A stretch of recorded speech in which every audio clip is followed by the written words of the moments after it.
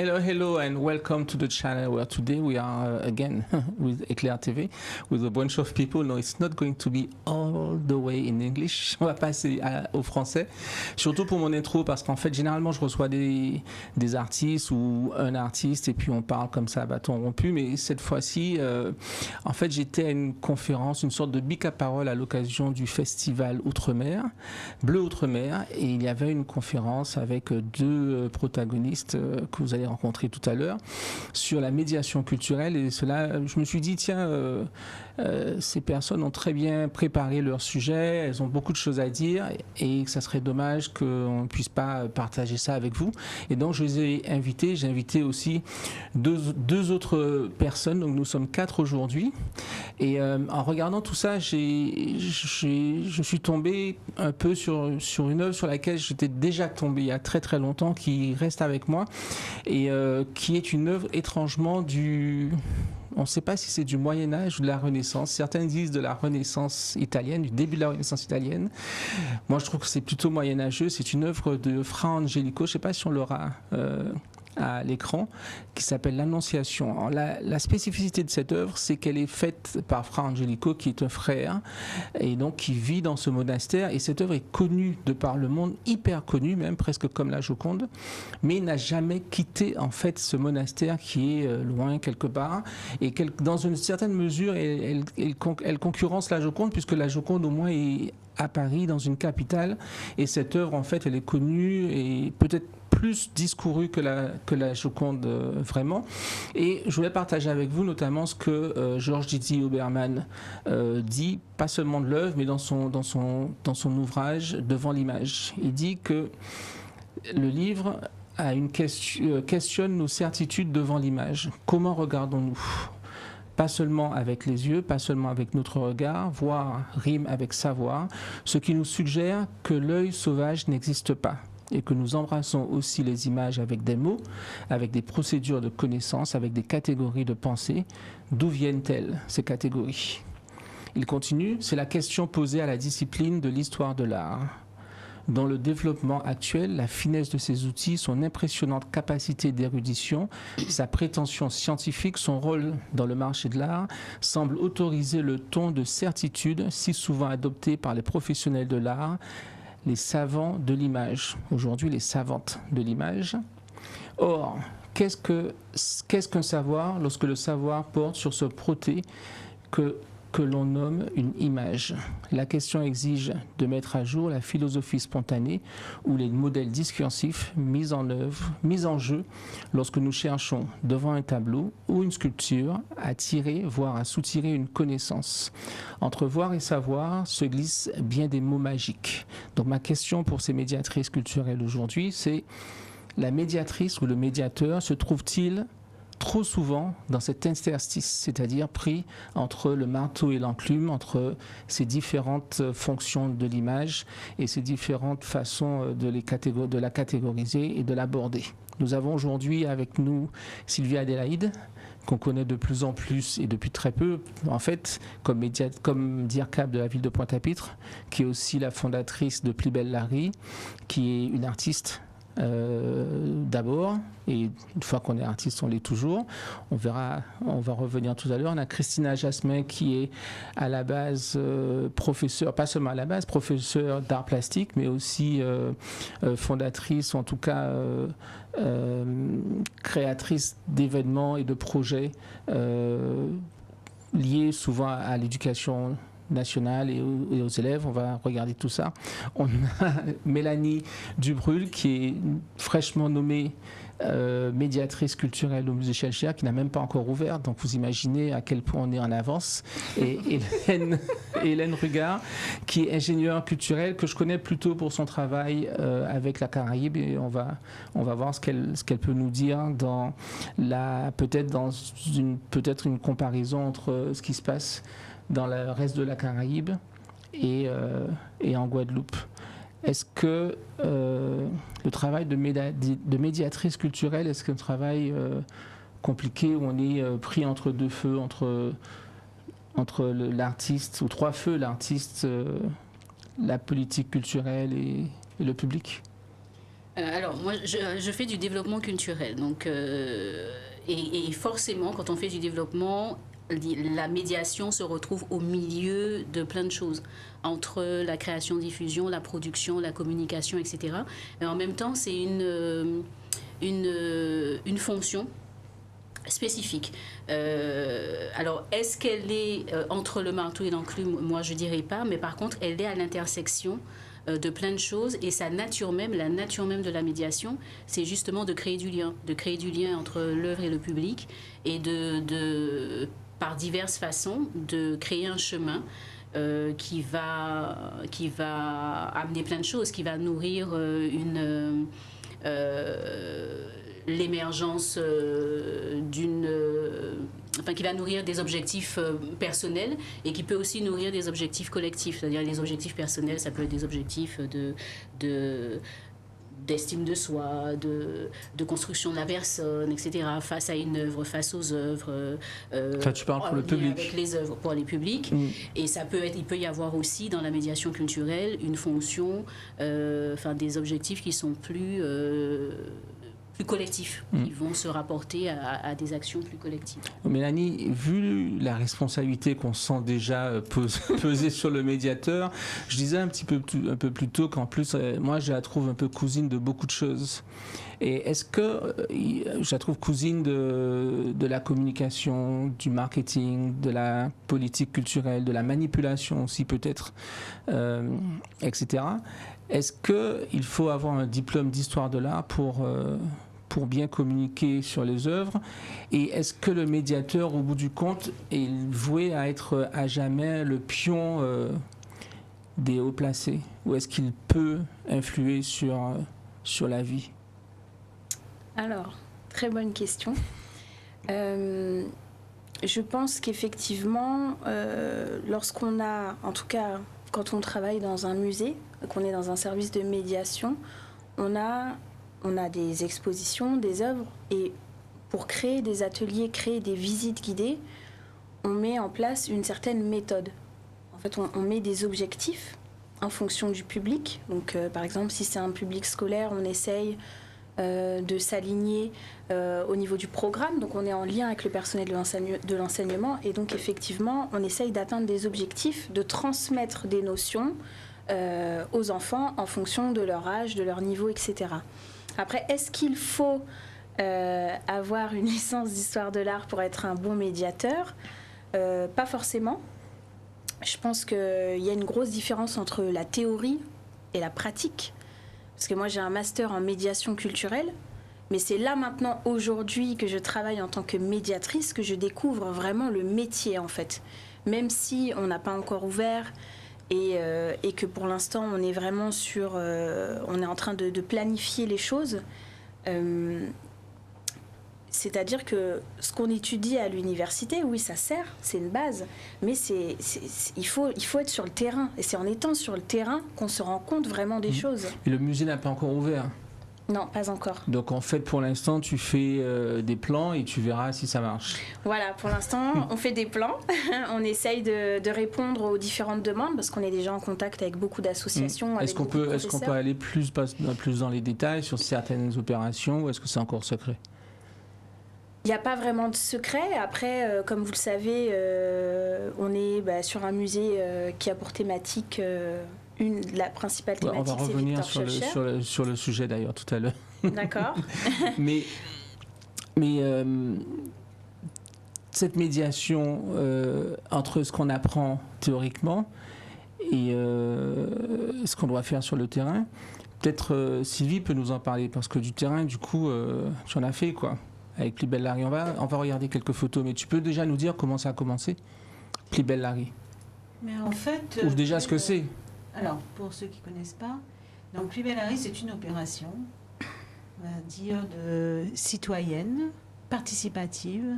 C'est un groupe donc d'usagers, de personnes qui habitaient le quartier, qui s'est regroupé autour de l'atelier Odyssée, donc qui est une association à but c'est ta galerie aussi. Pardon? C'est ta galerie. Oui, en fait, c'est la galerie que tu as fondée avec... Avec Myriam Oka-Célestine. On était deux plasticiennes au départ de l'aventure. Et bien sûr, c'est une galerie qui a rassemblé beaucoup d'artistes. Donc, avec ses habitants qui n'étaient pas contents du cadre de vie, Là, on voit quelques photos. de l'évolution. Mais là, ils sont contents, là, du coup. Ah ben là, ils sont contents, oui. Donc voilà, tout ce monde-là s'est réuni. Avec les artistes, je précise, hein, parce que c'est très très important. Et puis on a commencé à repeindre les maisons, à faire des fresques. On repeignait tout à l'époque, hein, même les poubelles, enfin voilà, tout ce qui est... Il y a un volet aussi rénovation. Oui. Et donc, comment est-ce que ça se passe concrètement? C'est-à-dire que vous localisez un bien, vous demandez au propriétaire, s'il n'y en a pas, vous prenez vous prenez l'initiative. Ouais. Qu'est-ce qui se passe? En fait, au départ, on a repeint nos maisons. Donc c'était facile, on avait les autorisations, puisque c'était nous-mêmes. Et Donc vous étiez une série de propriétaires, en fait, dans oui, un voilà, sens. on habitait tous le quartier, on s'est rendu compte que bon, l'ambiance ne nous plaisait pas, les maisons tombaient en décrépitude, il y avait beaucoup d'incendies, l'ambiance même était très tendue, hein, il y avait une ambiance vraiment pas très sympathique. Et on avait tous envie de retrouver le bon vivre ensemble qu'on avait à l'époque. Quand on était jeunes, on a vécu là, les maisons étaient ouvertes, on se connaissait tous, etc. Et on avait tous un peu cette nostalgie. Et on s'est demandé comment faire en intervenant peut-être sur des petites actions, comment intervenir sur notre cadre de vie tout simplement. Et on a eu l'idée donc de commencer à repeindre nos maisons. Et donc de la peinture en bâtiment, c'est devenu de la peinture artistique. Voilà. Et comment les artistes sont rentrés? Ah mais puisque tu avais l'atelier Oui, Odyssée. à l'époque, il y avait Jérôme Jean-Charles avec nous. Mais il était déjà avec vous, avec Ouais, Odyssée? il était déjà avec dans nous, certains puisque- ateliers. Tout à fait. Odyssée, on a commencé, donc c'était 2006, et on a fait beaucoup d'expositions collectifs. On a lancé, il n'y avait pas grand-chose à l'époque. Et donc on avait tous ces artistes qui continuaient à graviter autour de la galerie. Et donc voilà, dont Jérôme, qui a marqué quand même les démarches de Plus belle la vie, parce qu'il a pu intervenir avec ces fameuses sculptures urbaines, avec ces personnages, avec la tête dans le mur. Enfin, Donc vraiment le petit garçon a la tête Tout dans le à mur, fait. on a l'image ici. Et donc voilà. Et en ce qui concerne les maisons, oui, donc on a eu les premières maisons sur lesquelles on a pu intervenir, donc c'était simple, c'était nos maisons comme je disais. Et au fur et à mesure, les portes se sont ouvertes. On s'est rendu compte qu'il y a même des maisons qu'on pensait inhabitées qui étaient habitées. Et les personnes sont venues au départ un petit peu méfiantes. Ils dit mais c'est qui ces gens qui repeignent gratuitement les maisons et tout. Et au fur et à mesure, ils nous ont demandé d'intervenir sur leur maison, et c'est comme ça qu'on a pu étendre à l'ensemble du quartier et Donc même au-delà. Ce mouvement presque organique. Oui, bien sûr. Est-ce qu'on peut dire que ce mouvement a participé à ta notoriété et aussi à ton évolution politique? Ah, je pense que tout est lié, puisque moi, franchement, j'ai l'impression et je pense fermement que je continue ce que j'ai commencé à faire dans la rue. C'est-à-dire que les objectifs sont un peu les mêmes. Hein. C'est de créer une synergie entre différents partenaires. Donc que ça soit institutionnel, que ça soit associatif ou tout simplement simple usager, hein, simple citoyen, pour créer un mouvement qui aille dans une même direction, qu'on ait des objectifs partagés. Là, l'objectif est simple, hein, c'est remettre la ville en état et lui redonner du sens, qu'on ait plaisir à vivre à Pointe-à-Pitre, à évoluer, à y faire ses activités, à y grandir, à se développer même personnellement. Donc c'est un peu l'objectif. Et quelles sont les limites du coup de l'art dans cet objectif? Je veux dire, est-ce qu'à un moment ça dépasse l'art, ou est-ce qu'à un moment l'art doit s'émanciper de... Parce que dans ton slogan, l'art au service du cadre de vie, bon, moi personnellement en tant qu'artiste, un peu rebelle, tu sais, l'artiste est forcément rebelle, donc on veut être au service de personne. Oui, je comprends. Et donc, jusqu'où on peut aller alors dans cette affaire? Mais après, le cadre, c'est l'art qui le donne, enfin, ou les artistes, parce que moi, je vois aucune limite. Là, on voit bien la place que l'art a pris dans Pointe-à-Pitre. Moi, j'étais récemment à New York et j'ai cherché des spots street art. Donc j'étais 1 ou 2 spots, mais j'ai dit, mais on n'a rien à envier. Il y avait 2 murs. Voilà, en Guadeloupe, notamment à Pointe-à-Pitre, on commence à avoir des circuits. On se perd dans toutes ces créations. C'est magnifique. Et là, je dois dire que on n'en est qu'au balbutiement. Mais est-ce que c'est pas un peu les fleurs du mal? C'est-à-dire que moi, je suis allé à Fort-de-France et je me suis posé la question, je me suis dit, tiens, mais où sont les street artistes de Fort-de-France? Et je ne sais pas si Pointe-à-Pitre est en avance culturellement sur Fort-de-France ou c'est Fort-de-France qui est en avance d'un point de vue urbain sur Pointe-à-Pitre. Parce qu'en même temps, on peint les endroits inhabités, quoi. Tu vois ce que je veux dire? Je vois complètement. Mais en fait, une ville est un espace qui est en perpétuelle évolution. C'est ça qu'il faut se dire. Pointe-à-Pitre, aujourd'hui, a déjà un intérêt pour ses habitants, pour ses visiteurs et pour les gens qui veulent y revenir. Et l'art est une des composantes qui est très importante sur Pointe-à-Pitre. Mais on le constate. Il n'y a pas. Pourquoi les artistes viennent à Pointe-à-Pitre? Pourquoi il n'y a pas que les artistes d'ailleurs, hein, que ce soit les porteurs de projets dans le milieu culturel ou économique ou restauration. Tout le monde veut venir à Pointe-à-Pitre. Donc il y avait quelque chose pourtant. Pointe-à-Pitre est dans un état quand même qui aurait pu être mais n'empêche que c'est une ville qui donne l'impression que tout est possible.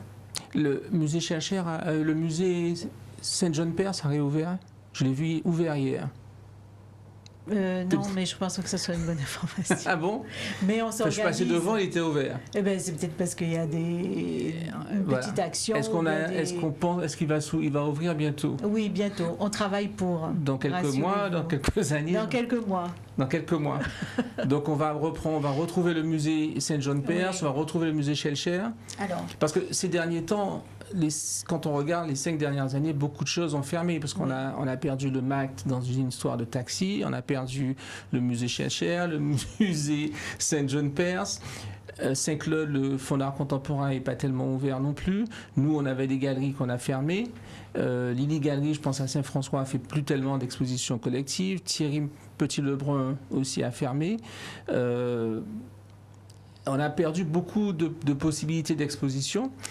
Quel impact ça a sur ça forcément, parce que nous dans notre petite réunion d'aujourd'hui sur la médiation culturelle, parce que la médiation culturelle du coup elle en prend un coup, elle ne peut pas se faire et ça crée une pauvreté intellectuelle et culturelle pour tout le monde, quoi. Oui, on est d'accord. Et moi, tout ce que je peux dire, on ne va pas rester toute l'émission sur toi, mais tant qu'on y est, du coup, parce que en fait, ce vide un peu a un peu donné lieu au Centre des Arts, à ce qui se passe au Centre des Arts. Tu ne veux pas y rester trop longtemps, mais... Non, juste pour répondre à ta question, en fait, l'idée, c'est pas de réouvrir un musée et puis qu'il soit de nouveau fermé dans 2 mois. L'idée, c'est de travailler sur une véritable politique culturelle avec des projets qui sont solides. Donc ça prend un petit peu de temps. La nouvelle municipalité n'est pas installée depuis longtemps, mais en tout cas, c'est l'objectif. Et c'est l'objectif dans ce domaine-là, comme dans les autres domaines, hein, la propreté de la ville, j'en passe, l'urbanisme, etc. Et en tout cas, en ce qui concerne tous les équipements culturels, on travaille dessus à un redéploiement et à véritablement donner du sens et de la cohérence à ce qui sera proposé au public. Et effectivement, sans tous ces lieux, le médiateur se retrouve un peu désarmé. Oui, mais tu dis un peu ce que je viens de dire, mais t'as pas vraiment... Non, mais en ce qui concerne le Centre des Arts... Non, pas le Centre des Arts, mais ce vide-là, du coup, comment il peut être rattrapé?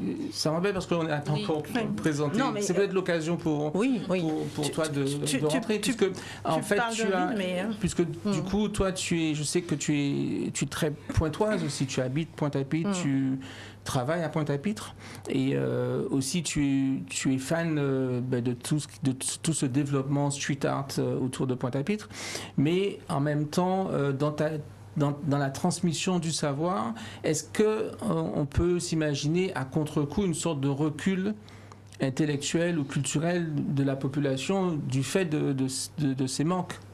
on pourrait le dire de manière brutale, hein, qui est justement que le fait que les lieux de culture ne sont pas ouverts et du coup pas incarnés ni par un médiateur culturel ou ni par une politique culturelle en fait, hein, qui n'est pas encore La visible. politique culturelle, c'est différent. La politique culturelle, c'est l'intention du politique. J'ai pas envie de rentrer dans ça parce que c'est un autre débat.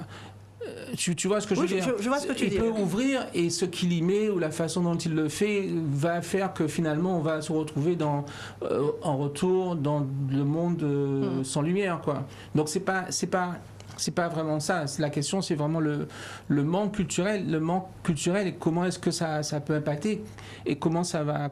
Est-ce que toi, c'est quelque chose qui t'importe? Parce que je vais quand même revenir sur ce que je te disais parce que je ne pense pas que ça soit un contresens. Je pense que le fait d'avoir en fait ce regard-là de visiteurs, de professeurs ou d'amoureux d'art fait que finalement on se rend compte que le vide qui est laissé, il n'est pas laissé à perpétuité. On le voit, hein, les artistes, on parlait du street art tout à l'heure et de l'imprégnation forte qu'a la ville par rapport au street art. Si aujourd'hui il y a des Pac-Man qui organisent de manière récurrente des différents événements, le World Art Festival, Just Graffiti, ce sont des choses qui finalement ont pour vocation de combler ce vide.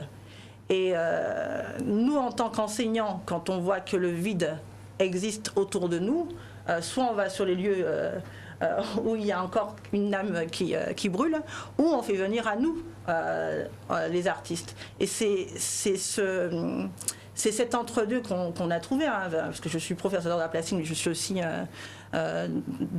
par force. En fait, tu es porteuse de projets, de deux projets en particulier, ou de un dans l'autre, qui est la semaine de l'art et le container art. Voilà, c'est ça. Est-ce que tu peux nous l'expliquer assez rapidement, mais un peu quand même assez clairement pour qu'on comprenne? Oui. En fait, c'est un projet qui associe à la fois la médiation culturelle, pour le coup, et l'ingénierie de projet. Le projet Container Art Guadeloupe, il a 3 temps importants. Le premier étant Semaine de l'art avec un S, parce qu'il y a plusieurs modules qui sont inscrits.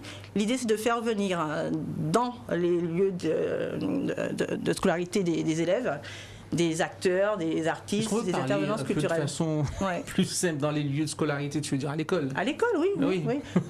À l'école. Oui. J'ai dit effectivement, j'ai dit lieu de scolarité parce que à l'école. Quand on dit école, on pense aux primaires. Non, enfin, à l'école, dans le lycée, dans le collège, peu importe, dans l'école. Et l'idée, c'est que ces acteurs, ces intervenants culturels et ces artistes viennent sur les lieux de scolarité des élèves. Et des formations professionnelles. Mais toi, tu dis plein de mots très compliqués. Non, mais j'essaie. Je fais des mots compliqués quand je suis obligé. Mais là, en fait, finalement, qu'est-ce qui se passe dans ton projet? Tu as une sorte de container qui est agencé d'une certaine façon, que vous déposez dans la cour de l'école. Alors ça, c'est le deuxième temps. Là, on est sur la première phase. Dans la première phase, ce sont les artistes qui viennent animer des ateliers avec les élèves. Avec l'idée qu'on ne soit pas que dans l'événementiel, qu'on soit dans une inscription en fait, de ces ateliers. Faut être honnête, autant les espaces de culture sont vides ou inactifs à Pointe-à-Pitre, autant les établissements scolaires aussi se vident. L'idée, c'est d'avoir aussi l'utilisation des locaux pour pouvoir pérenniser des ateliers au sein des établissements scolaires. Ce qui est intéressant, c'est que pour le coup, on dépasse le simple contact. Je vais visiter une exposition, je rencontre l'artiste, je vois ce qu'il fait, j'écoute ce qu'il me dit.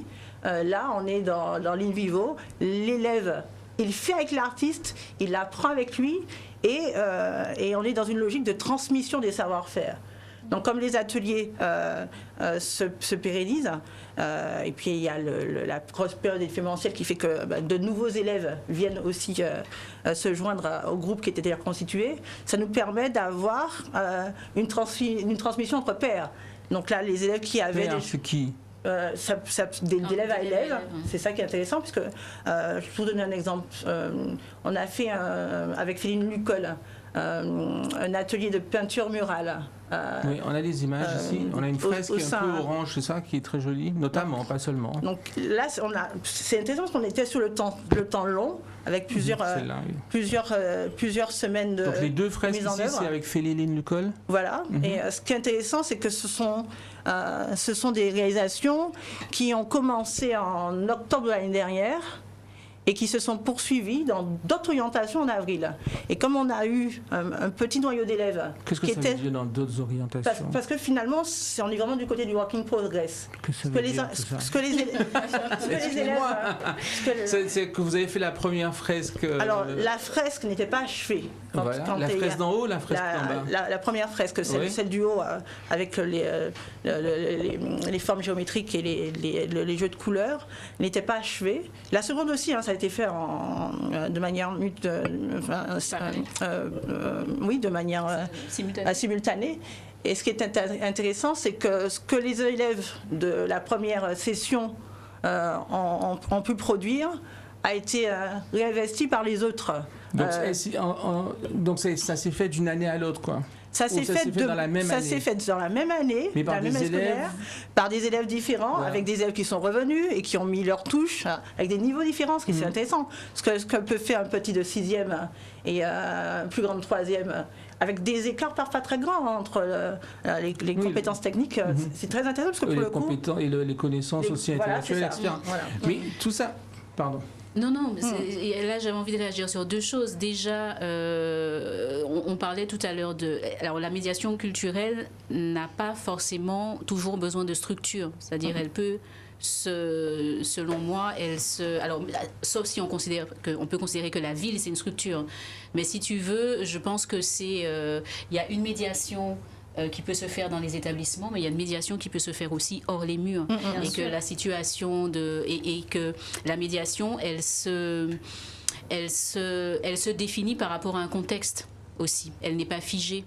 Donc le fait que, par exemple, il n'y ait pas de structure à Pointe-à-Pitre, c'est un manque à gagner, mais en même temps, ça génère un certain type d'actions pour contrebalancer. Mais ces actions qui sont un peu des pansements, faut pas quand même, Oui, faut pas que le pansement devienne la norme. Oui, évidemment.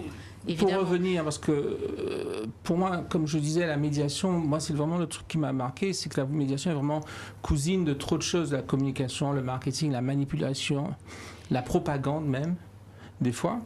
Et du coup, quand on est enseignante soi-même, c'est une question un petit peu difficile, mais quand on est enseignante soi-même au sein de l'éducation nationale et qu'il y a des projets comme ça, comme Container Art ou la Semaine de l'Art, qui sont des projets extra curriculum, je veux dire, c'est en dehors de votre fiche de poste, disons, et avec des budgets qui sont alloués, est-ce que ça serait pas plus logique que ces opérations soient accordées à des acteurs culturels hors l'éducation nationale?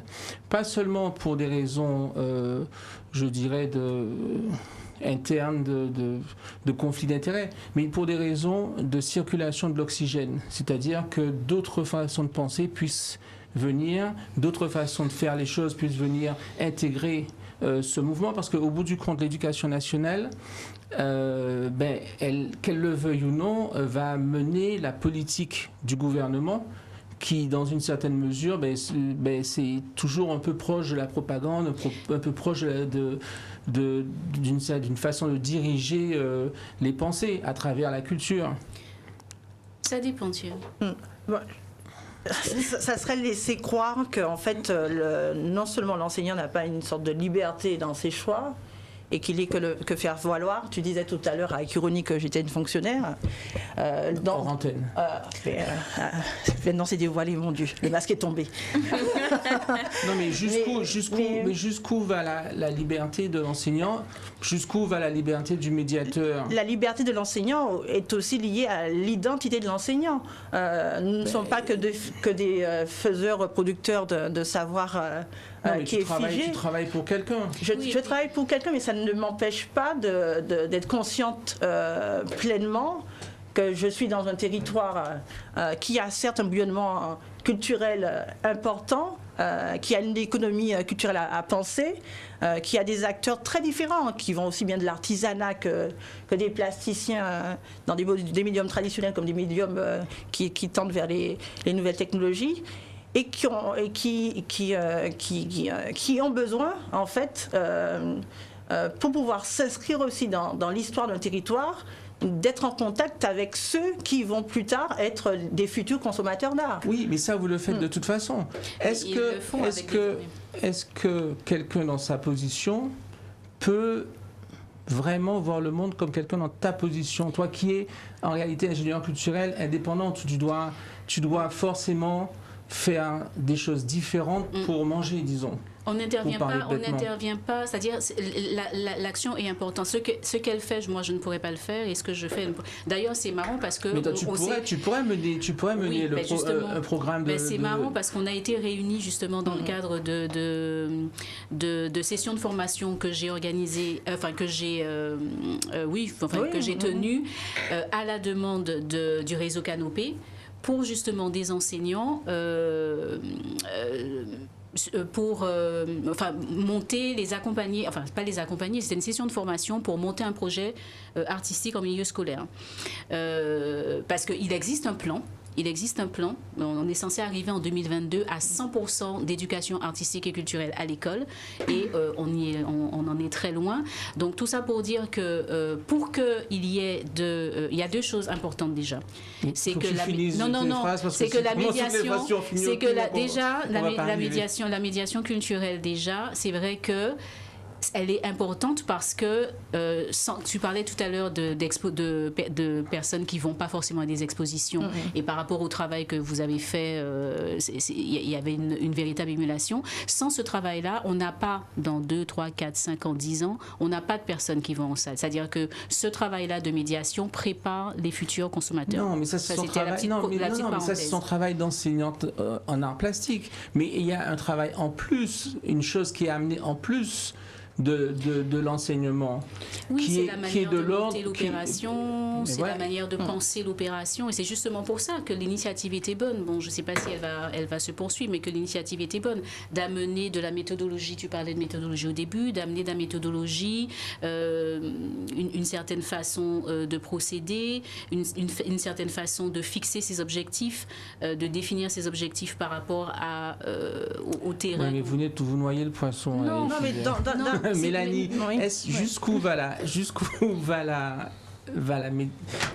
liberté de la médiatrice? Comment tu le sens dans tes fonctions actuelles? Très bien. Très bien. Très bien. J'ai une photo pour toi. Est-ce que tu connais une fille qui s'appelle Jay Hassani? Jay Hassani? Oui. Non, ça me dit rien. Attends, je pense que je sais pas si l'opérateur est là ou s'il va nous montrer sa photo. C'est une fille qui est martiniquaise, qui a à peu près ton âge, je pense, et qui est le leader des jeunes qui ont déboulonné les statues de Schellcher. Oh là là. Tu veux vraiment aller sur ce sujet-là Pas aujourd'hui? vraiment, mais je suis obligée. Et donc, si tu veux, je trouve assez fascinant à quel point vous vous ressemblez, parce que physiquement même, vous ressemblez un peu. Et, elle a des locks, pas toi, mais enfin bon. Et à quel point vous êtes à des lieux de médiation opposés. C'est vrai. Qu'est-ce qu'il conviendrait de faire du musée Schellcher? J'ai 3 solutions pour toi. Ok. Est-ce qu'il faut changer le nom? Le nom a changé. Du musée? Oui. Ah ben ça c'est une nouvelle. C'est le musée, son nouveau nom, c'est le musée d'art et d'histoire Victor Schellcher. Ouais, est-ce qu'il faut enlever le nom Schellcher? Est-ce qu'il faut réorienter complètement sa médiation, c'est-à-dire raconter une autre histoire que celle qu'on nous raconte? Ou est-ce qu'il faut simplement le fermer? Ça c'est trop tard. Ah non, aucune de ces réponses. Mais là, on va pas pouvoir, je vais pas pouvoir dresser un nouveau tableau, un nouveau tableau, le vrai tableau de Victor Schellcher. Tu veux dire là ici, là, ou tout dans de le suite, musée? là. Non, ah oui, dans le musée, ça fait clairement partie de nos objectifs. C'est-à-dire le problème qu'on a vu en Martinique et qu'on voit un peu partout par rapport à la question de Victor Schœlcher, c'est que très souvent, les gens prennent des citations qui sont sorties de leur contexte. C'est quand même quelqu'un qui a vécu au 19e siècle, qui s'est engagé très jeune et qui a étudié justement l'esclavage, les discriminations de toutes sortes, parce qu'il ne s'est pas battu uniquement pour l'émancipation des esclaves, mais aussi pour le droit des femmes, contre le travail des enfants en France. C'était un activiste et il a commencé... Un activiste comme Sylvie. Oui. Il en faut. Et non, oui, bien sûr, nous, notre rôle, justement, ce sera de montrer qui est le vrai Victor Schœlcher. Et d'ailleurs, je vais juste donner un petit exemple. Quand on voit des sculptures, certaines sculptures qu'il peut y avoir en Martinique ou en Guadeloupe, on montre un Schœlcher vieillissant. Mais la majorité des actions qu'il a faites dans sa vie, il était très jeune en fait. Il a commencé son combat, il était très jeune. On montre le Schœlcher vieillissant, mais en substance, Schœlcher, c'est qui? C'est celui qui a permis l'abolition de l'esclavage? C'est un des acteurs, bien sûr. Bien sûr. Et Schœlcher, avant toute chose, c'est un humaniste. Sylvie? Tu es plongée dedans, non? Moi, je Too hot for your blood. Après là, je vais pas m'étendre sur le sujet. Est-ce que l'histoire qu'on nous raconte de Schœlcher, est-ce que c'est la bonne? Et si tu es obligé de faire une sculpture de Schœlcher dans ton cours, comment tu l'aborderais? Moi, ce qui m'intéresse, c'est que justement, j'ai les deux versions. J'ai la version Limia Diffé et Géassani, parce que j'ai suivi de très très près leur pénégration et le fait d'avoir aussi détruit des sculptures symboliquement. Et j'ai la version de Brigitte Rode, fille du maître du bâtonnier Rode, et qui lui un fervent défenseur de Schœlcher. Alors c'est intéressant puisque pour le coup, on a... Était, mais sa mémoire est vive. Oui, elle est vivante toujours, mais elle est incarnée par sa fille qui maintient la... Non, parce que si tu veux, la question de Géassani et de ses copains martiniquais, c'est justement celle-là, c'est de dire qu'aujourd'hui, on a un regard qui est différent. C'est pas à dire qu'on va se battre contre ceux d'avant ou contre le bâtonnier Rode, qui avait son regard qui était valable pour son époque, mais avec le niveau de connaissance et de clarté aussi de l'ensemble de la population, de ces jeunes qui font des études, qui sont brillants, proposer une lecture différente et passer à l'action de façon à ce que il et elle soient entendus. Et je suis désolé, mais on respecte le bâtonnier, mais... c'est un peu tard pour lui de parler. C'est pas tard pour lui de parler, puisque c'est aussi la fonction des commémorations. Donc, s'il y a commémoration, ça veut dire que dans l'acte du passé, même s'il est daté et qu'il semble figé, le fait de commémorer, c'est aussi revenir sur un... De commémorer Schœlcher. Commémorer Schœlcher, commémorer sa pensée. En substance, ce que les filles disent, c'est que le bâtonnier, même nous, plein de gens, on s'est trompés. C'est pas du tout ce qu'elles disent. C'est pas ce qu'elles disent. Mais si. Elles disent. On disent. nous a trompés parce qu'on n'était pas, le niveau de connaissance n'était pas. C'est pas ce qu'elles disent. Aussi loin. Ce qu'elle dit, Géassani et Limia Diffé, c'est que au-delà du fait que on peut toujours trouver une version positive de tel ou tel acte, de tel ou tel personnage, mais symboliquement, il faut faire acte. C'est presque une performance artistique de décrire les sculptures. Et dans leur démarche, on est dans l'idée de dire, au-delà du personnage qui représentait, aujourd'hui, les figures qui doivent émerger, ce sont des figures identitaires qui nous représentent. Et c'est vraiment leur discours. Elles ne sont pas moins conscientes de l'acte de l'engagement de Schœlcher. Elles disent, je ne veux pas voir le nom de Schœlcher, je veux voir le nom de mes frères. On n'est pas dans une autre démarche. Quand on est dans un territoire où on a l'impression d'être encore en colonie, Et on le voit encore actuellement avec les décisions sanitaires qui semblaient nous être imposées. Et on le voit, le marquage fort qu'a la Martinique de maintenir une opposition forte. Cela participe d'une idée que l'histoire n'est pas qu'un acte qui nous fige dans un temps où nous sommes dépossédés de notre pensée. L'histoire, elle est vivante, et l'histoire vivante qui a besoin de s'inscrire, c'est celle de jeunes, d'étudiants, de gens qui viennent et qui reviennent. C'est celle de nos aïeux qui ont envie de se voir incarnés et qui ont envie de voir des figures qui font écho à ce qu'ils sont, à ce qu'ils pensent. Giazani a fait tout un périple en Afrique, aussi en lien avec son activité, puisqu'elle crée des bijoux en cori ou avec des perles. Et c'est intéressant de voir ces jeunes qui utilisent les réseaux sociaux avec brio, comment finalement cette pélégrination qu'elle a eue en terre d'Afrique lui permettait de renouer avec ses pensées identitaires fortes. Et en même temps, moi qui regarde à distance, ça me donnait aussi envie de me dire qu'il y a un parcours, il y a une inscription aussi à faire qui aille au-delà du simple fait de constater, de subir, mais aussi de faire acte. C'est pour revenir aux sculptures, c'est ça. Démolir une sculpture, casser une sculpture, c'est faire acte, c'est signer son identité. Oui, mais la médiation culturelle, du coup, ça montre bien qu'il y a une responsabilité, c'est-à-dire, mais la médiation culturelle, je pense qu'elle dépend de la personnalité. Et quand tu dis tous les enseignants ne feront pas forcément les mêmes, ne vont pas mener des actions de médiation de la même façon, tous les médiateurs culturels ne vont pas mener des actions de médiation de la même façon. Je pense que c'est une fonction qui a une dimension politique aussi, je pense, et que la notion justement de développement et de développement de la personne ou de développement de construction des groupes sociaux, etc., ça passe par la médiation. C'est-à-dire que la médiation nourrit ça.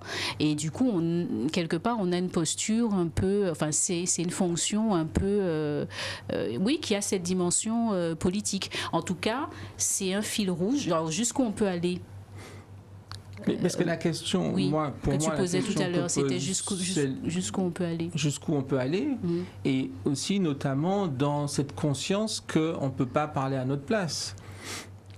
Nous, peuple, ou en tout cas, ou artistes, et surtout les médiateurs culturels, dans le sens où c'est par vous que va passer la possibilité pour l'artiste d'avoir ses œuvres montrées, expliquées, explicitées. Et dans le cadre d'une action comme celle des gars de Martinique, où clairement il y a un refus d'accepter l'histoire telle qu'on nous la donne, telle qu'on nous l'impose, et aussi de la responsabilité du médiateur, pas seulement pour Schellcher, mais pour l'ensemble des pratiques artistiques et des possibilités de communication dans la transmission entre le savoir culturel et enfin entre la réalisation culturelle, la réalisation artistique et le public. Puisque autrement, il y a une sorte de prise en otage, ou en tout cas une sorte de manipulation du pouvoir dominant sur ce qui peut être dit, sur ce qui peut être montré. Mais le médiateur, voilà. La médiation, elle remet du sens. Elle peut remettre du sens. Elle remet du sens. Schellcher, pour toi, faut garder le nom ou pas du musée Schellcher? Je pense qu'au-delà du nom, c'est le projet. Non, mais ne me dis pas oui et non. Moi, le nom de musée Schellcher ne me dérange pas. D'accord. Le nom ne me dérange pas. C'est le projet, c'est-à-dire le nom ne me dérange pas. Oui, le musée Schellcher. Qu'est-ce que le musée Schellcher? Quel est le projet? C'est Victor Schellcher qui a assemblé une énorme collection tout au long de sa vie, et il en a fait cadeau à la Guadeloupe. C'est son musée. il a donné cette collection pour qu'on fasse un musée. Alors, ce sont ces collections qui sont dans le musée. Alors, pourquoi changer le nom du musée? La question, c'est qu'est-ce qu'on en Parce fait? que, pour plein de raisons, pour les mêmes raisons que les jeunes de Martinique ont détruit les sculptures. La question, c'est qu'est-ce qu'on en fait? Parce qu'il y a un sentiment de manipulation de l'histoire et qu'il y a une sorte de manipulation un peu générale qui fait qu'un peuple se retrouve à honorer quelqu'un qui, au bout du compte, n'a pas peut-être sa place, la place qu'on lui donne, qu'il sait donner, qu'on veut lui donner dans l'histoire et dans la création de ce peuple. C'est la question qui est posée. Le rôle de la médiation, c'est pas forcément d'aller dans le sens de, c'est justement, c'est de créer justement une... Dans le sens de qui? Dans le sens de celui qui voudrait, justement, voudrait des autorités, etc. C'est-à-dire donc, que finalement, le médiateur travaille pour qui? Le nom a changé, en plus. Puis quand tu dis ça, oui, mais il changeait un peu de façon timide, un peu. Quand tu dis ça, tu nous donnes l'impression que quand on... Alors, je ne connais pas la nouvelle version du musée Schellcher, mais je connais l'ancienne. Il n'y a que moi qui la connais, donc si on se base sur les anciennes collections du musée Schellcher, ce n'est pas un musée à la gloire de Schellcher. C'est forcément un musée à la gloire de Schellcher. Non, mais pas du tout. Pas du tout. Ce qui est intéressant dans ton analyse... On devrait faire un musée Christina Jasmin. Un musée avec les œuvres que Christina Jasmin aime. C'est ça, le musée Schellcher. Ce sont les œuvres que Schellcher aimait. Dans l'idée de la manipulation dont la médiation peut faire un peu l'objet, j'ai mis une petite phrase, je mets des petites phrases sur Facebook de temps en temps, et une des phrases c'est le street art est-il une imposture culturelle? Est-ce qu'il y a une sorte de volonté de pousser le street art parce que et un certain street art parce qu'il rend tout le monde un peu d'accord, parce que c'est des jolis visages, sont de jolis, en Guadeloupe en tout cas, c'est 98% de visages, 80% de jolies femmes noires, c'est des jolies couleurs. Il y a peu de street art dans le sens muraliste de Diego Rivera qui va mettre en cause l'autorité, qui va être révolutionnaire. Il y en a peu ou pas. Moi, j'en connais pas. Comment tu vois ça dans ta ville, puisque c'est ta ville qui est leader un peu du street art en Guadeloupe? Moi, je pense que la question est saine. À chaque fois qu'il y a un mouvement artistique, quel qu'il soit, il se fait décrypter, critiquer, malmener. Voilà. Et moi, ce que je vois, c'est que depuis quelques années, les artistes sont en mouvement. Et ça met également, ça ouvre des portes même, à notamment à la jeunesse qui a accès à autre chose qu'à juste, on va dire, le quotidien, parfois qui est très violent. Mais là, on ne peut pas être que action sociale, si tu veux. Mais on peut ne pas. Mais en tout cas, tu ne peux pas non plus nier le fait que c'est une réalité qui correspond à un besoin d'expression. C'est ça. Et je crois il faut distinguer aussi peut-être l'œuvre de l'artiste de ce qu'on en fait, parce que l'artiste lui peut faire une œuvre. C'est ça. Qu'est-ce qu'on en fait? Oui, mais l'artiste il crée dans une dynamique qui lui est propre, avec des objectifs qui lui sont propres. Ce qu'on fait de l'artiste, on peut développer une action sociale autour d'une œuvre ou d'un groupe d'œuvres sans que l'artiste ait eu cette volonté. L'artiste peut être très très loin de ça. Par contre, il se trouve que son travail, par la thématique qu'elle aborde, par ses formats, etc. Mais la médiation culturelle, c'est celle qui va donner une sorte de crédit, si tu veux. Je ne parle pas de la médiation culturelle de Mélanie dans son musée, je ne parle pas de Sylvie quand elle est dans la rue et qu'elle montre un peu, peut-être un petit peu, mais pas tellement, les artistes qu'elle présente au voisinage, etc. Quand je dis ça, bon, tu as quand même des artistes qui sont au-delà de juste les portraits, des gens comme Jérôme Chanchal, naturellement, ou même j'ai vu Chuck qui était parmi vous. Mais la médiation... Mais ce que je veux dire... C'est que des gens qui ont des choses à dire. Hein. Oui, mais ce que je veux dire, ben voilà, c'est ça. Mais la médiation, c'est pas la critique non plus. C'est-à-dire la médiation culturelle, c'est pas la critique d'art, quoi. Moi, ce que je vois, c'est que la médiation... c'est tout simplement des outils et l'apprentissage de langage qui permettent de se faire une opinion. Justement, il n'y a pas exactement. de de vérité, développer une pensée critique. Voilà, il n'y a pas de vérité universelle. mais la Comme manipulation- tu disais dans ton introduction, il y a la vision de ce qu'on a et puis après c'est la perception. Et ça, c'est en fonction de son vécu, c'est en fonction de sa culture, c'est en fonction de tout ce que tu as pu Exactement, évoquer, son vécu, sa culture, mais qui dirige ça? son histoire. Je te donne un exemple. Par Ouais. exemple, moi j'ai toujours trouvé extraordinaire comment René Maran et, dans une certaine mesure, Léon Gontran-Damas ont été effacés de la négritude au profit de Césaire, Fanon et Senghor. Dans une certaine mesure, c'est assez effarant. Pourtant, René Maran, prix Goncourt de littérature 1920 ou 21, les spécialistes vont me corriger. Non, Non. je ne suis pas spécialiste de tout. Et pourtant, Césaire arrive 20, 25 ans, peut-être même 30 ans, je crois, plus tard, et c'est lui qui est parrainé de ce mouvement. Et donc, si ça peut se faire, qu'est-ce qui se fait aujourd'hui? Et y compris dans l'art et, Mais là, on et à dépasse travers mais non, On je dépasse la pense pas. dimension de la médiation. Non, justement. On est dans la Ou c'est parce communication. Mais c'est la cousine.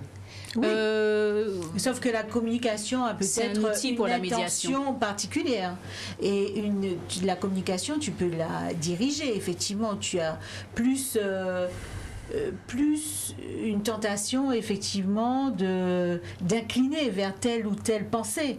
Ce que je ressens pas dans la médiation. non. Mais non, mais mais la médiation, elle vient dans une certaine mesure, par exemple, au musée Schellcher, parce que c'est une institution, bon, désolé, hein, mais comme tu es l'institution de service, le médiateur vient, si tu veux, après le, comment ils appellent ça, le chef de projet. Mhm. Tu vois, tu as des opérateurs, enfin des penseurs qui vont penser le musée, qui vont penser la stratégie, qui vont Bien penser le discours général du musée.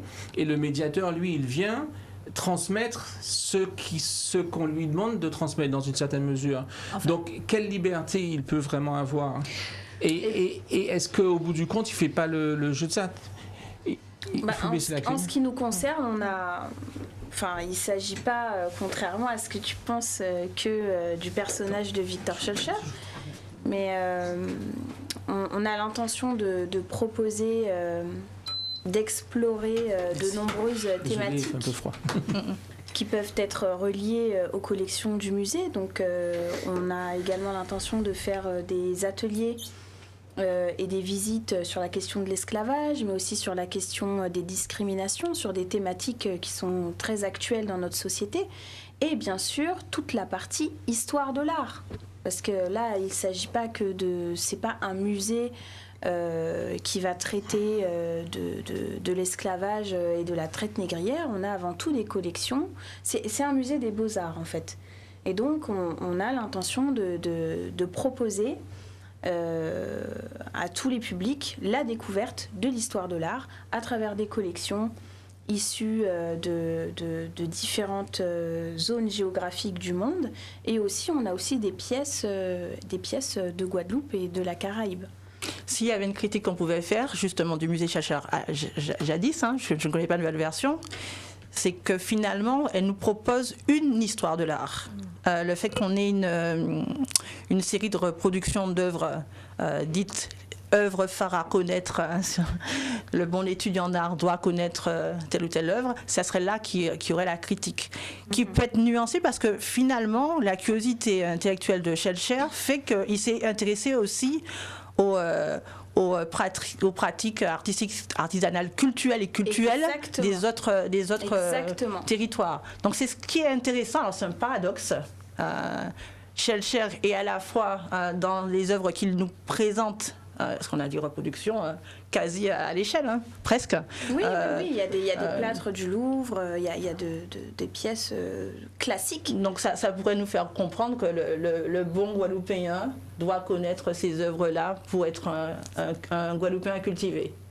Mais il y a le contrepoids, c'est que contrairement aux histoires de l'art qui seraient figées sur l'art occidental, on est dans l'extra-occidental avec lui.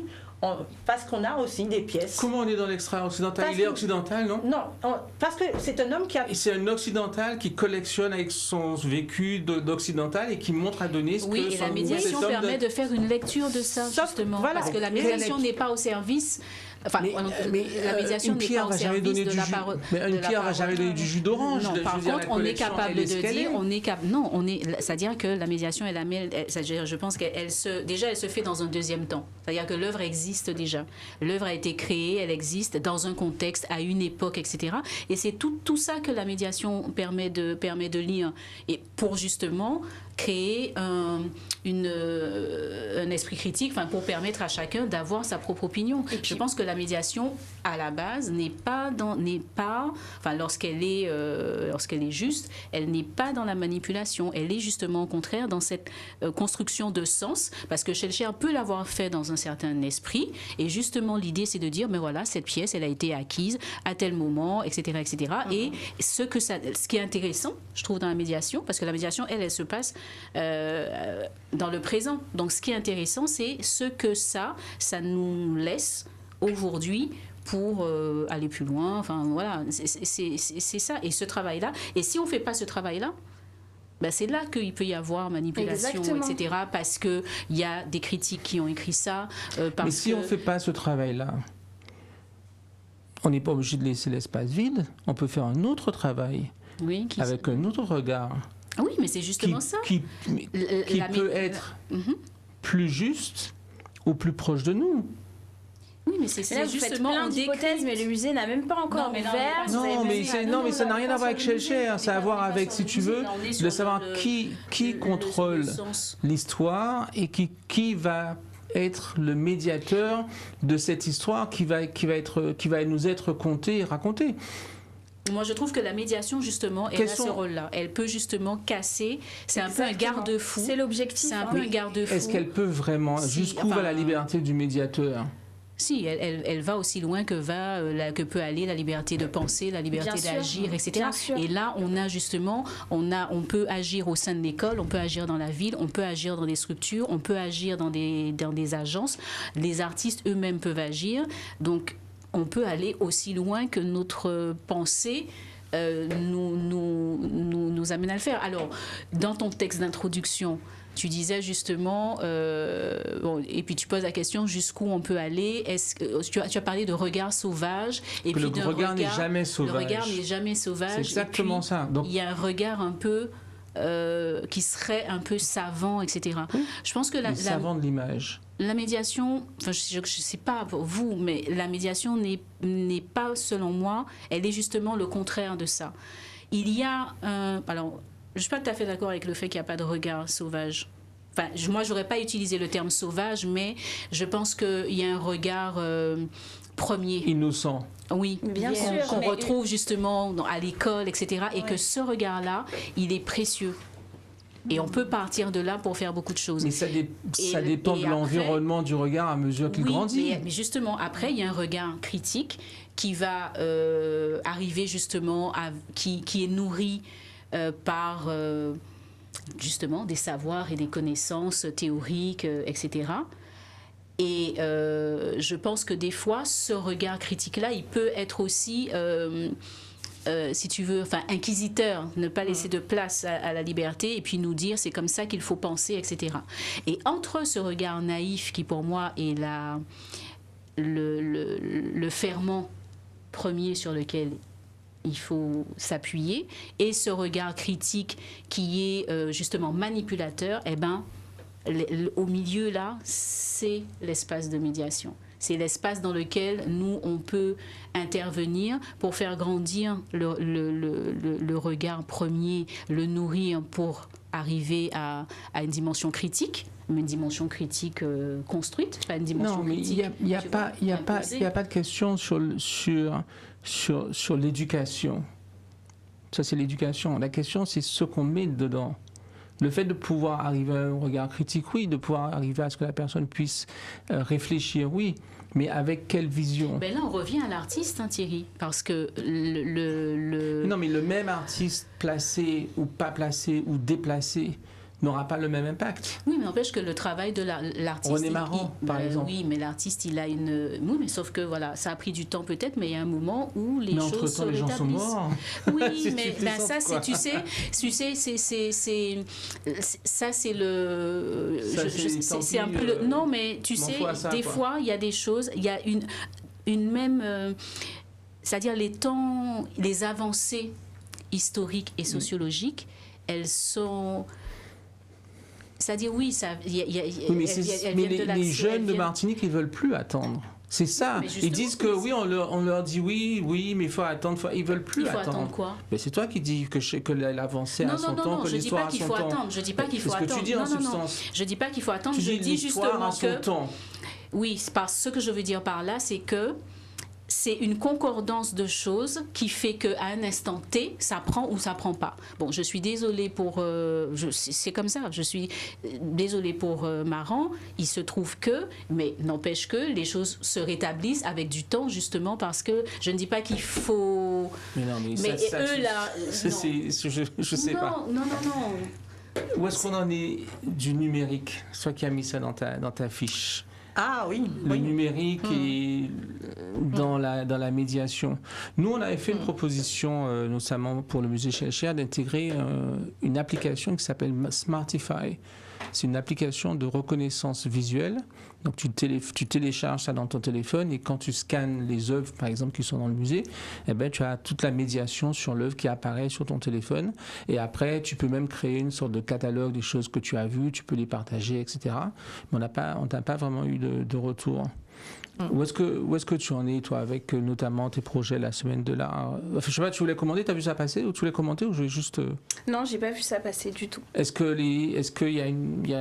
vous en êtes, vous, des nouveaux médias ou de la technologie en termes de...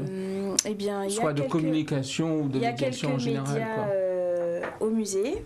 Les réseaux sociaux vont pas tarder à arriver. Mais tu peux nous parler pour toi aussi en général, hein, je veux dire, est-ce que oui. tu as une réflexion en particulier? Il y a le dispositif Microfolie aussi qui sera mis en place, qui est déjà en place dans quelques lieux. Qu'est-ce que c'est? En Guadeloupe, en fait, c'est un dispositif de musée numérique. Ça permet aux visiteurs... Un dispositif, moi je comprends pas ce que ça veut dire. Un dispositif multimédia. Oui, mais je comprends toujours pas. C'est quoi? Je veux dire, comment ça se manifeste pour quelqu'un? Je veux dire, demain je sors de l'atelier. Le public a par exemple un écran. Il a accès à des collections. Mais où? Un écran où? Dans un lieu qui reçoit le dispositif Microfolie. Ça peut être un musée. Mais dans votre cas, ce sera dans le musée? Oui. Et donc vous aurez un écran? Je ne sais pas comment on va le mettre en place encore parce que pour l'instant on n'a même pas ouvert. Mais oui, l'objectif c'est de rendre accessibles des œuvres qui ne sont pas forcément sur le territoire. Alors, Microfolie Ciné Roulé, c'est rattaché à Ciné Roulé, fait partie des partenaires justement du conteneur de Guadeloupe. Et donc, pour le coup, on l'a expérimenté, ce qui est possible d'être fait avec eux. La version dont elle parle, c'est une des versions, celle qui est grandiloquente et officielle de la Villette. Voilà, la Villette avait utilisé la structure gonflable de Ciné Roulé, qui est itinérante, pour pouvoir avoir un espace dans lequel on peut pénétrer, avec des sièges. On peut avoir en visionnage une immersion dans un musée, quel qu'il soit, dans les musées. Donc il proposait une immersion dans les jardins du Louvre, mais aussi dans les galeries de Versailles, etc. Et dans le lieu, tu es posé, tu as une tablette qui est immersive. Donc, et puis tu peux aussi avoir recours au casque de réalité virtuelle. Ce qui était intéressant dans la version, donc ça c'est un des possibles de Ciné Roulé de Jean-Marc Césaire. L'autre version, c'est celle qu'on a expérimentée au sein du Collège Sadi Carnot, donc via le projet Contenart. Donc ils sont venus avec une table, qui s'appelle une table Mashup. La table Mashup, on a pour possibilité d'avoir, donc on est vraiment du côté de la technologie pour le coup, avec des médiums qui peuvent paraître simples puisqu'il faut qu'il y ait un ordinateur. Donc on a une sorte de table lumineuse, d'accord, avec, je crois qu'il y a des photos que je t'avais envoyées avec Ciné Roulé. Et donc en fait, on voit les enfants notamment avec des tablettes. Je sais pas si. Alors c'est une autre version là, pour le coup, c'est vraiment dans l'ancrage du projet Voilà, Container. ici. Là, c'est autre chose. Là c'est un des porteurs du projet du Container, qui est Ludwig Etena, donc qui est aussi intervenant, qui fait partie du monde du cinéma, qui a une formation dans le monde du cinéma et qui a fait un retour en Guadeloupe, justement parce qu'il faut qu'on revienne et qu'on diffuse nos savoirs. Donc là, ce sont des tablettes qui permettent aux élèves d'expérimenter la réalité augmentée.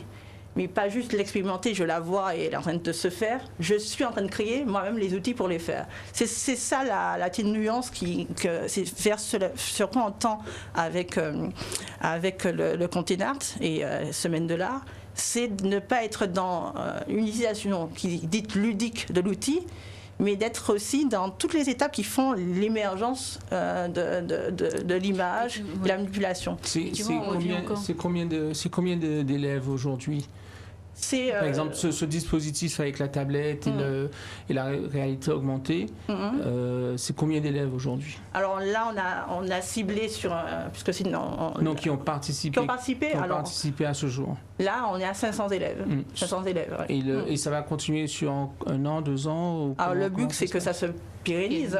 Ça se pérennise. Que ça reste comme ça. Ça reste comme ça, et avec l'idée d'avoir non seulement des interventions qui permettent aux élèves d'être actifs, mais aussi des interventions dans le cadre de classes, par exemple, de professeurs d'art plastique. Moi, il a des compétences numériques que je n'ai pas.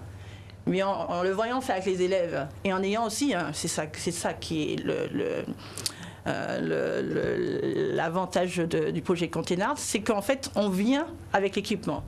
À partir du moment où on vient avec l'équipement, les élèves peuvent l'utiliser, mais l'enseignant aussi se l'approprie. C'est ça. Et donc, de fait... il y a un partage complet. Il y a un partage complet. Et une évolution ensemble. Et dans notre logique, ça serait de permettre la formation, je disais le mot entre pairs tout à l'heure, là, pour le coup, entre enseignant et enseignant. Et l'idée on m'a formé, oui, mais après, c'est ce qui nous arrive le plus souvent. Dans ma salle, par exemple, je n'ai qu'un vidéoprojecteur et un ordinateur qui ne fonctionne pas.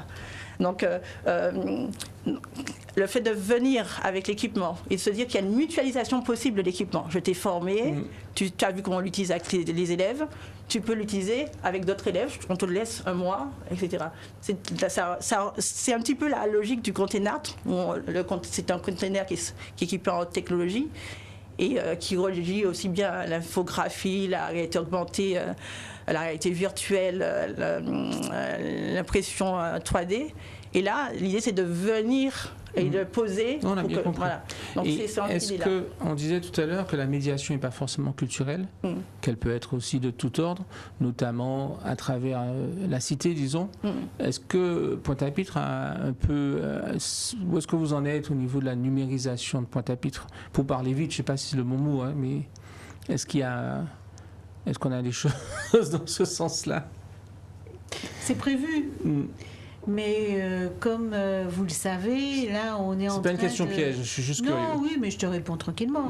On est en train de remettre les bases. Après, il y a des projets qui nous sont proposés qui peuvent aller très rapidement. Numérisation commerciale. Est-ce qu'on a, par exemple, des spots Wi-Fi gratuits à certains endroits? Est-ce qu'on peut imaginer des choses comme ça, par exemple? Pas encore, mais bien sûr, c'est prévu. On peut imaginer ça. C'est prévu parce que l'idée, c'est de revoir complètement les espaces publics et d'en faire des lieux attractifs.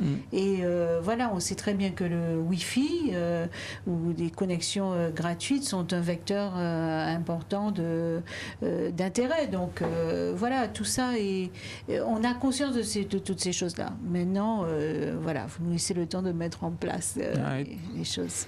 On n'est pas loin de la fin. Qu'est-ce qu'on peut dire? Qu'est-ce qu'on peut dire mot. Par rapport à la médiation culturelle? Non, mais je rebondis sur ce que disait Hélène tout à l'heure. Jusqu'où peut-on aller?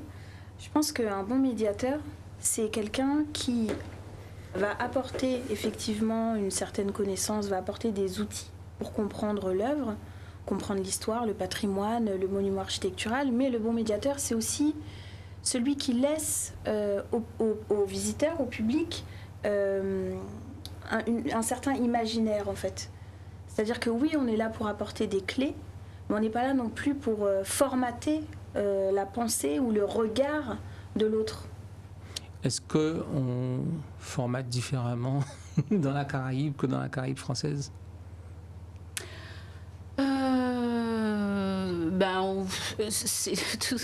Moi, j'agis dans la Caraïbe comme j'agis ici. Et quand tu vois faire alors, quand je vois faire... est-ce que il y a des choses qui t'ont marqué en particulier? Non, parce qu'on est, sur, je vais pas dire un rattrapage, mais c'est-à-dire que tout le monde se bat pour avoir des structures qui soient opérationnelles et permettre aux artistes de travailler. On est déjà à ce premier, c'est déjà le premier... c'est la base, quoi. C'est la base. Avoir les structures qui permettent aux artistes de fonctionner et avoir les dispositifs qui vont avec. Et ça, je pense que c'est la base du métier. Et après, c'est ça qui permet tout le reste, quoi, que les artistes sortent, que les artistes s'exportent, etc. Mais ce que j'ai envie de dire là, c'est qu'il n'y a pas de médiation, c'est-à-dire que l'artiste, c'est quand même le point de départ. Les œuvres sont quand même le point de départ. Et ce qui est intéressant, c'est tout ce qu'on peut construire autour de ça. Et que souvent, en matière de développement culturel, parce que bon, moi, c'est mon métier, en matière de développement, tu le disais hors antenne, on oublie souvent cette dimension médiation. Mais derrière une œuvre, derrière un projet, eh bien, il y a tout ça. Il y a la réflexion, la pensée de l'artiste, et qui peut être... Donc, on peut avoir besoin d'amener des outils pour la comprendre. Et puis, il y a toute l'action sociale, citoyenne, économique... touristique, environnemental, vraiment tout ce qu'on veut, qu'on peut construire à partir d'un projet culturel, à partir d'une œuvre artistique. Est-ce que la médiation peut sortir de ta salle de classe? Mais elle ne fait que ça, sortir de ma salle de classe. Non, mais pas pour aller dans la cour, mais je veux dire... après, les enfants, ils grandissent. Et puis aussi, ils ont des parents. Est-ce que ça peut déborder à travers les réseaux, les réseaux sociaux, des groupes Instagram éventuellement, ce genre de choses? Comment tu vois ça?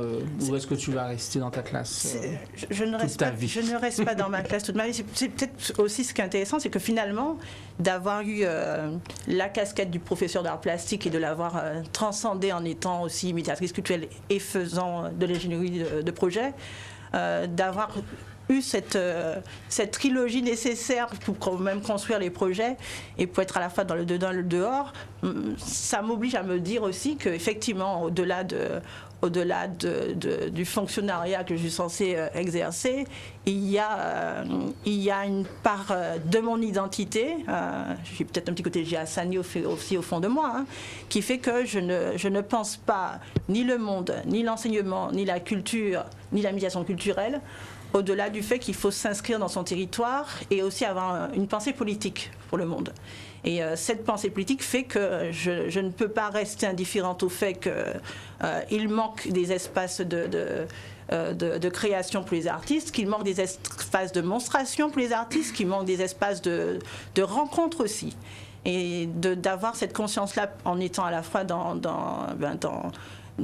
le spectacle et dans le faire, cela fait que je ne peux pas être qu'une enseignante. Je ne me vois pas que comme une enseignante. Et c'est vrai que quand on devait mettre le titre tout à l'heure, qu'est-ce qui est plus important pour moi en ce moment? Est-ce que c'est d'être enseignante? Est-ce que c'est ce projet que je mène de manière totalement volontaire et pour lequel je ne touche pas de salaire? Est-ce que c'est le fait d'être conscient de la réalité socio-économique de mes élèves? C'est un engagement. Voilà, c'est ça. Est-ce qu'on peut être engagé? Il y a des artistes engagés, toi tu es une médiatrice engagée. Oui. La médiation, c'est une action. Oui. Est-ce que Instagram, c'est important? Instagram est importante dans la mesure où, quand je vois que on a reçu Jeune Sun Lo. Jeune Sun Lo qui fait partie du cinéma, qui est installé en Martinique, qui donne aussi des cours au campus Cabinet des Arts. Ce qui est intéressant avec sa figure, c'est qu'il est passionné par ce qu'il appelle la monstrologie caribéenne. Et donc, il développe toute une démarche d'illustration autour autour des mythes et légendes caribéens qui trouvent des échos dans des mythes et légendes occidentaux. Et tout ça sur Instagram.